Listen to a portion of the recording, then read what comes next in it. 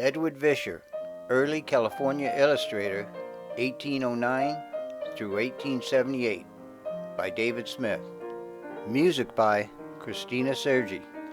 Edward Vischer was 50 years old before he began sketching his creative illustrations.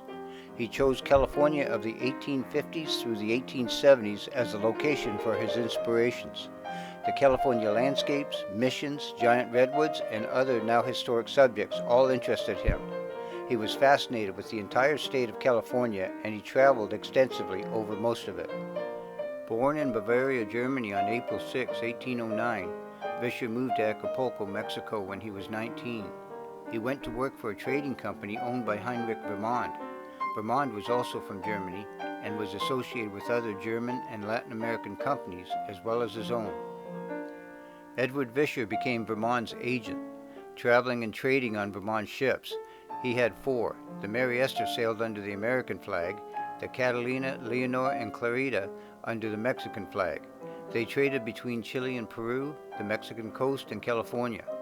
Vermond's inventory of trade goods included Chinese and European cloth, liquor, wine, gunpowder, musical instruments, buttons, cologne, various cookware, tools, cigars, and many other things. Vermond also traded in art and relics from the various ports in the world. Some are in the Mexican Art Museum, which was established in Mexico City on March 18, 1825. It eventually held relics thanks to Heinrich Vermond. He used some of these items to negotiate for mining interests from the state. He also knew many important people who helped him expand his interest in historical relics and art, including educators and heads of state. In Southern California, Vermond was affiliated with American Los Angeles businessmen Abel Stearns and Jonathan Temple. Another of the first American businessmen in Southern California was Henry D. Fitch of San Diego. Fitch captained Vermond's ship the Leonor on multiple trading voyages representing him. Heinrich Vermond taught Edward Vischer commercial shipping and trading from various ports of the world. He also learned the different cultures of the people of many of these ports. In 1835, Vischer visited Callao, Peru on business for Vermond. He stayed with the German artist Johann Moritz Rugendas. Rugendas eventually became famous with his paintings of the people of Chile, Peru, Bolivia, and Brazil. At the same time, Charles Darwin was on an expedition traveling on the ship the Beagle. The expedition studied the Andes Mountains, the Falkland Islands, and surveyed the Straits of Magellan. Darwin was also documenting various species of wildlife, describing them in words and with drawings. He visited with Rugendas and Vischer. Vischer was very impressed with both of these men's work as they showed him page after page of sketches, drawings, and ideas. In 1842, Vermond sent Vischer to California on business. He arrived first in Monterey Bay. From there, he also visited San Francisco, Santa Barbara, and Los Angeles. Vischer fell in love with California. He left, but returned in 1849. Staying in San Francisco, the business kept him busy with currency exchange operations. He was also an agent for Mexican and German trading firms, which included being a marine forwarding agent, real estate, and a mortgage banker. He was fascinated by the beauty he was seeing in California's natural scenery. Vischer began drawing pencil sketches. Then he would add watercolor, more pencil, pen, or crayon later. From the sketch, he'd use a process known as lithography to reproduce his sketches to limestone, then to lithographs. When the limestone broke, he switched to photography. After working with this new method himself, he hired professional photographer George H. Johnson.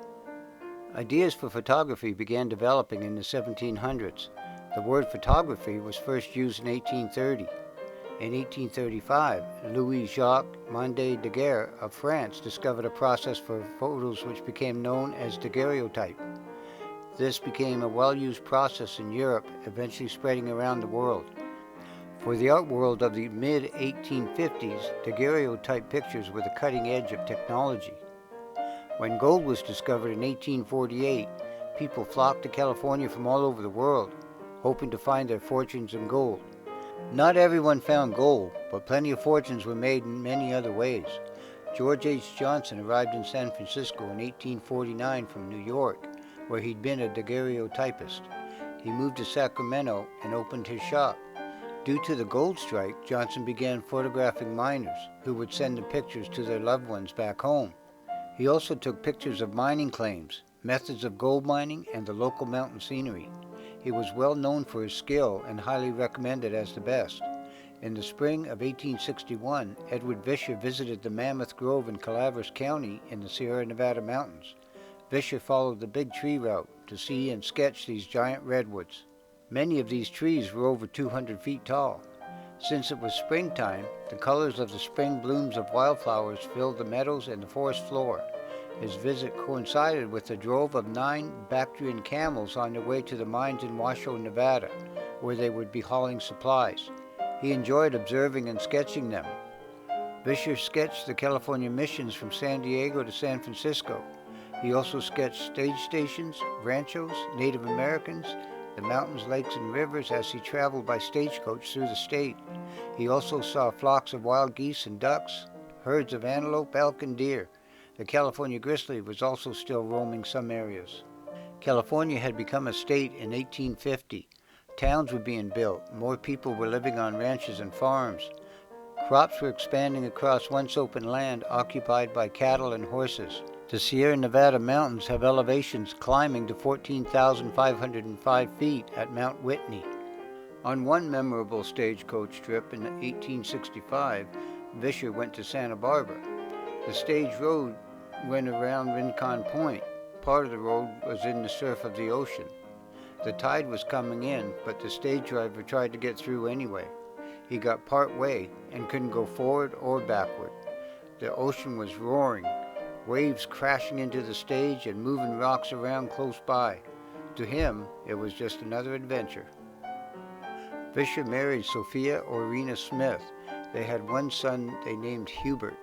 He was also involved with Vischer's work, helping to promote it and organizing books to be published. Edward Vischer's books were published in various titles while he was alive and several published after his death. The Mammoth Grove was published in 1862 and again in 1878.